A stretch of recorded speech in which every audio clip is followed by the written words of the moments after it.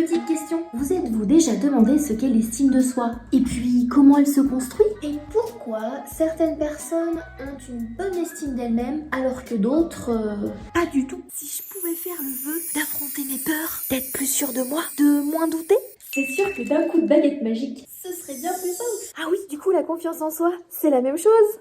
Eh bien non, justement, c'est un peu plus complexe que ça. L'estime de soi se construit avec 3 choses. L'amour de soi, l'image de soi et la confiance en soi.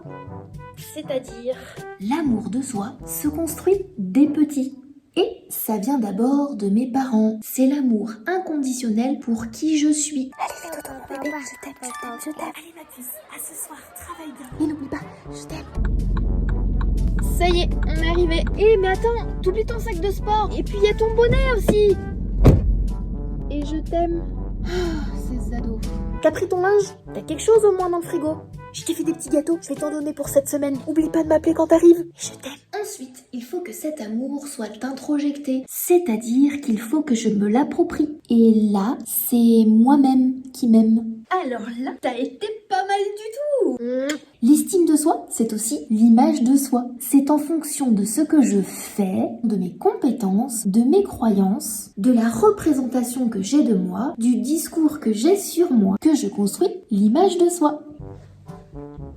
Oh là là, qu'est-ce qu'on va penser de moi? Et elle se construit d'abord à travers le regard des autres. D'où l'importance des signes de reconnaissance. Et faire attention aux mots que nous utilisons. Ensuite, j'introjecte, car c'est ensuite à moi de construire mon image. Ok, et pour mon rendez-vous, je me la joue plus fun, plus classe. Et l'estime de soi se construit aussi grâce à la confiance en soi. C'est-à-dire comment je traverse mes peurs, c'est oser, entreprendre, essayer, se tromper, persévérer. Ce qu'il faut savoir, c'est qu'elle peut varier en fonction du cadre dans lequel nous sommes. Je peux avoir confiance en moi dans un domaine, mais pas dans un autre. Et voilà, fini, en temps et en heure. À demain. Oh mais non, mais c'est pas vrai! Jamais rien, c'est pas possible!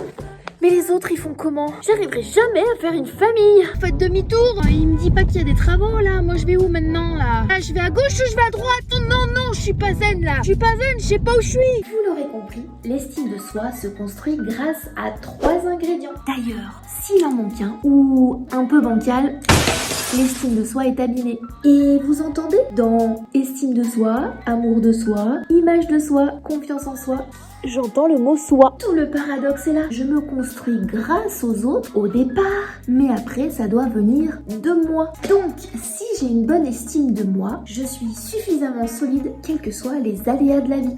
C'est pas la résilience ça? Oui, c'est ça. Mais ce sera pour une prochaine fois.